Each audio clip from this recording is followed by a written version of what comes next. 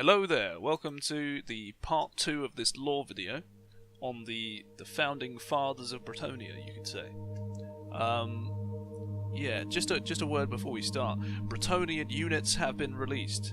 The units they're going to add to the Bretonnian faction to make them actually good, faction rather, and take them out of this lame meta that we've been having, that they've kind of nerfed now anyway. But yeah, so I'm going to be making a video on that very soon.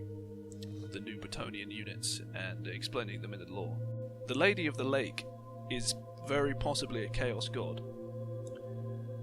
Kind of a benevolent one, I may add, but I've heard the theory and it seems very plausible to me, especially when you read the whole read the whole origin story. She appears to Giles when they're about to lose a battle and all die, and the gods of chaos always seem to do this. They approach people that are desperate and offer them the power needed to survive or to prosper or to achieve whatever ambition it is, and they will tempt you with that, kind of like the devil in the Christian faith. They will tempt you with that and make you submit to them, so i.e. getting the blessing of the lady. Although she does seem to be benevolent, she doesn't seem to be hurting the Bretonnian people. She seems to be preserving them. But yeah, that's just something to think about. But I was thinking, if she is a Chaos God, perhaps she is like a benevolent demigod of like a mix of Khorne and Slaanesh, perhaps? Now, Slaanesh may seem kind of weird. Khorne is obvious, like they're very warlike, the Bretonnians, especially the knights, and they're very good warriors. But the Slaanesh, bear with me for a second. Remember, like, how shit of a life the peasants are living right now, yeah? Like, as these knights go off gallivanting, doing heroic shit, the peasants are just living in shit, and they're like inbred, like literally massively inbred, and have like barely enough food to live and all this. And I think the Slaaneshi thing might be for the knights who know that they're subjugating all these peasants to this, and they're living this life of like decadence. Do you know what I mean? That seems pretty Slaaneshi to me. They're like getting off on the whole like decadence of everything. Maybe not. Definitely Khorne, because they're very warlike. But anyway, that was just a little thought. And also, they're talking about the people who have drunk from the Grail as the Grail companions. Slight reference to the companion cavalry that was Alexander the Great's bodyguard. So yeah, I just wanted to throw that in there. The companions. Companion cavalry. Or some shock cavalry of the ancient times. Yeah. Alright. Enjoy the video.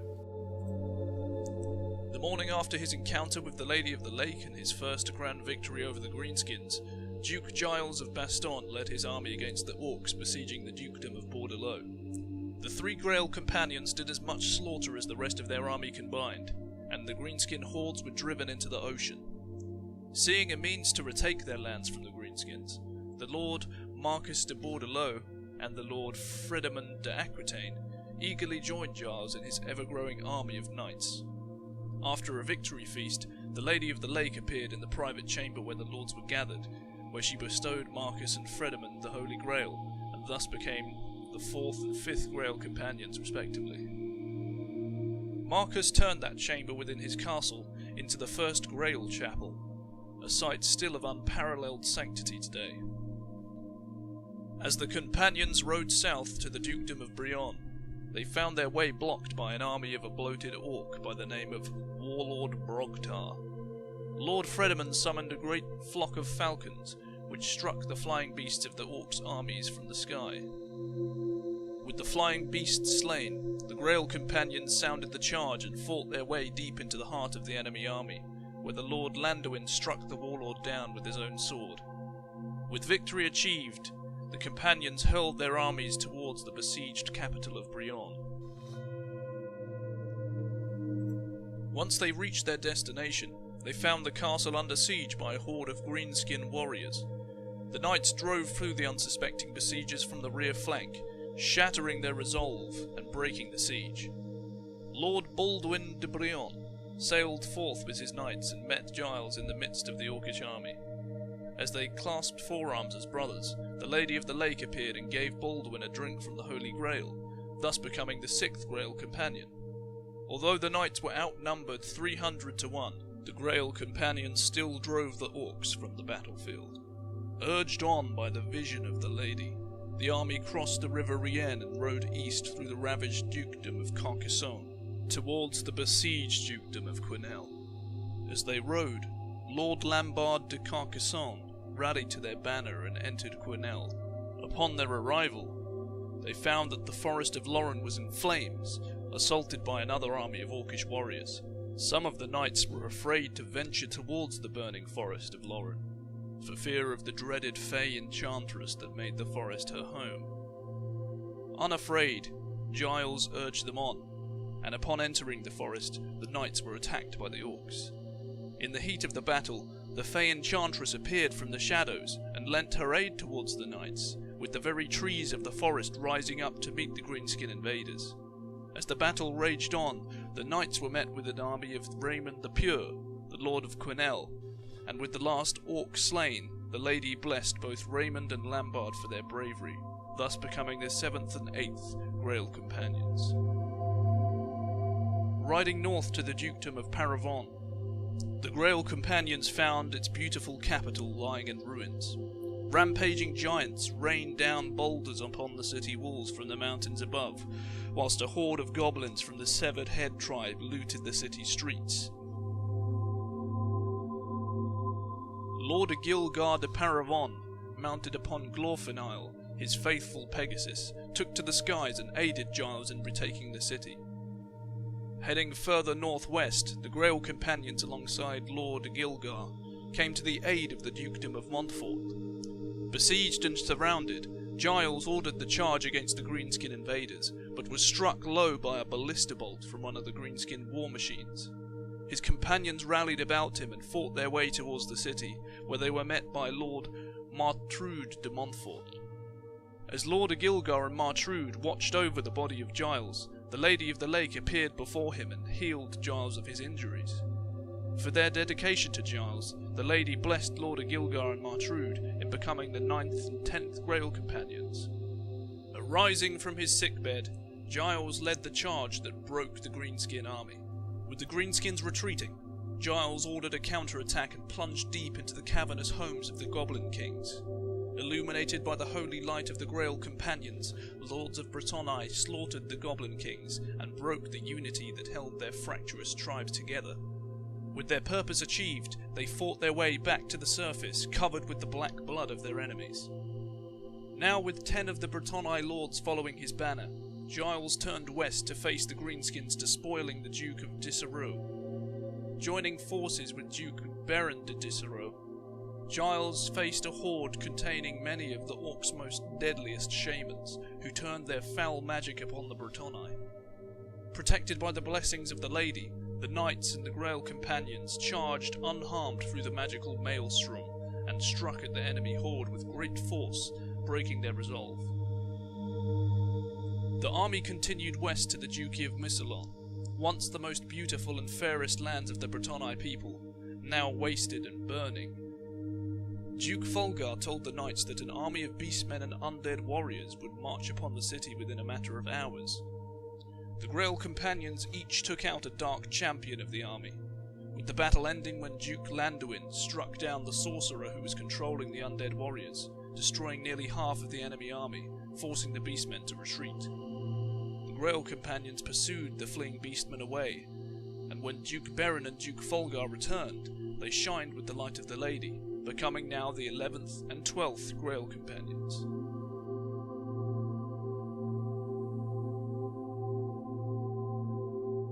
The victorious lords turned north, riding through the forest of Arden until they reached the besieged port city of de Languille.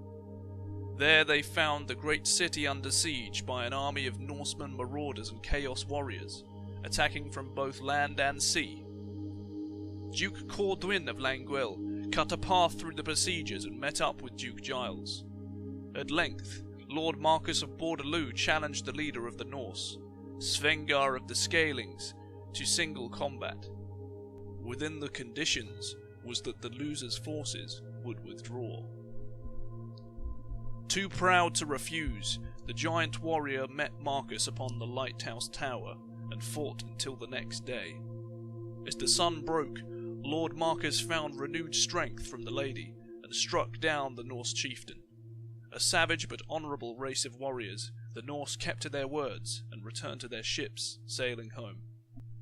After but a night's rest, the Grail companions rode eastward, where they met up with Duke Ceylon de Coron. There the Duke joined the armies of Giles, and fought an orc horde on the river Sanez. With the aid of the combined armies, the knights drove the greenskins back, defeated them, and turned the waters of the river black with blood. With victory achieved, the knights rode with all haste to the city of Coron. Gathering within Coron, the knights heard news of a massive host of beastmen, trolls, and nameless creatures of chaos pouring out of the forest of Arden. As they appeared for the final battle, messengers brought word of an army of greenskin warriors, the largest they had ever seen, pouring out of a mountainous region known as the Pale Sisters. Worse yet, when the knights assembled outside the walls of the city, an army of Skaven rose up from the sewer networks and pillaged the city streets. As the lords took counsel before the fight, the Lady of the Lake joined their numbers.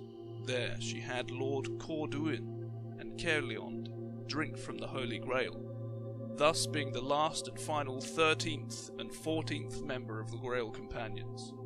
Then she blessed the whole army and bade them fight in her name. With a ferocity not seen by their people for centuries, the knights of all the Bretonnia people fought the three armies that assailed them. The battle raged for weeks upon weeks, as foul creatures continued to pour from their lairs like a stormy tide and break upon the armies of the Bretonnia as against a cliff. When at last the sounds of battle fell silent, the plains of Coron were awash with the bodies of the slain. This was the greatest victory ever achieved by the Bretonnia people, and the battle had finally signalled the end to the fighting and the birth of a new kingdom.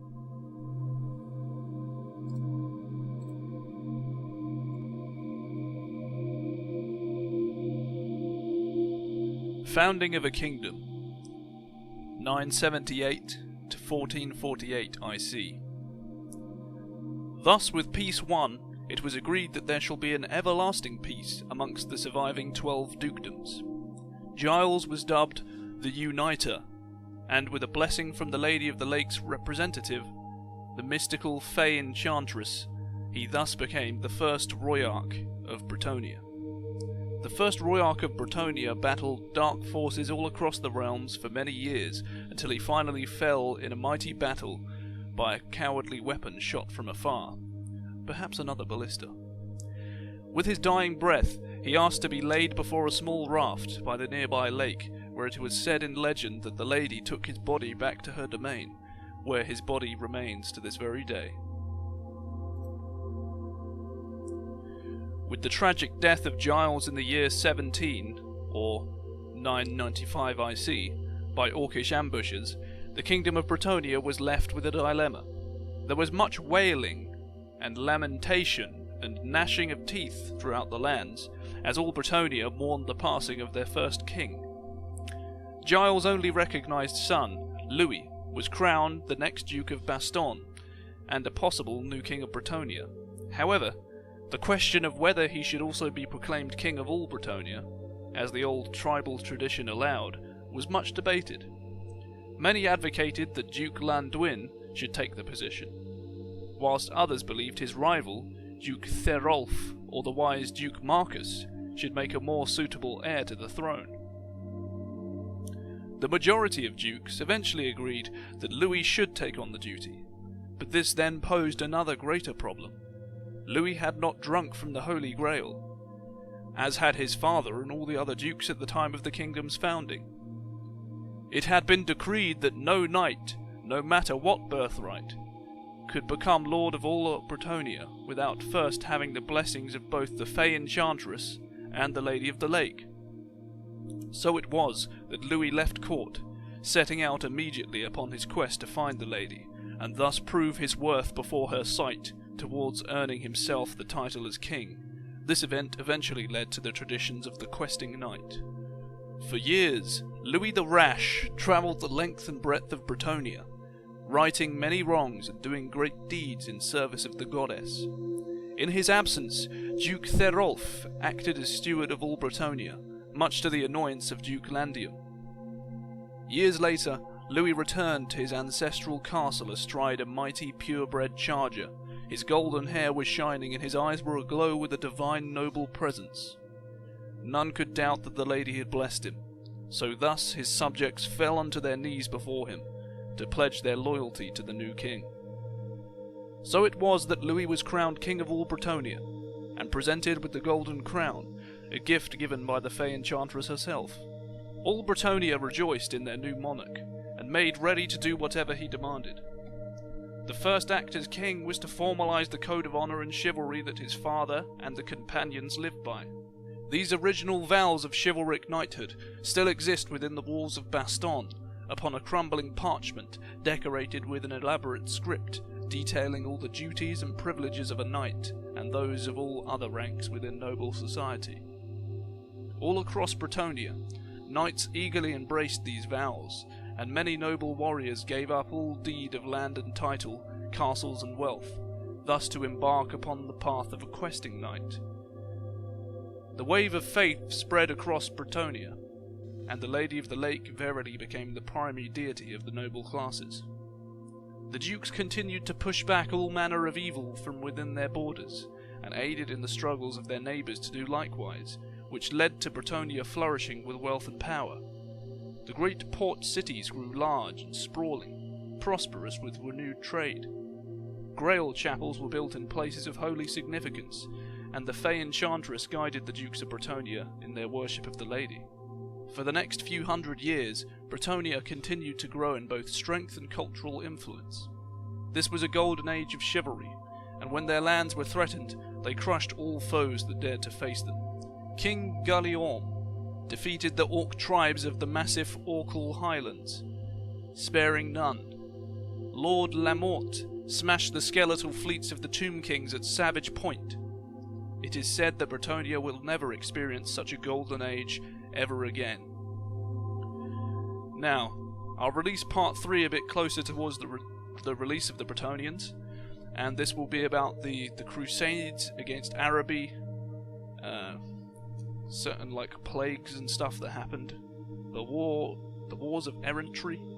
Heinrich Kemmler is going to come in, and yeah, there's more stories to tell.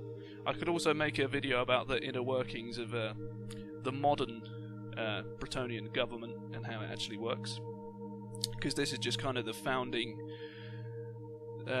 story of it.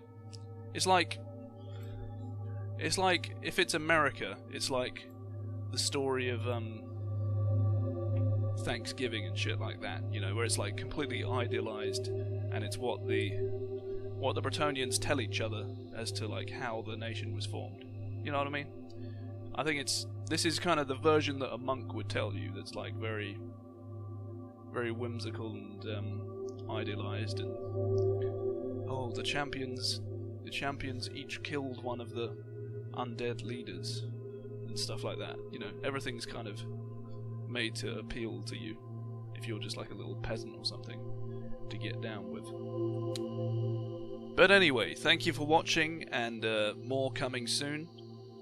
And get hyped for the Bretonnians. Yeah, like and subscribe, by the way. And I'll see you in another video.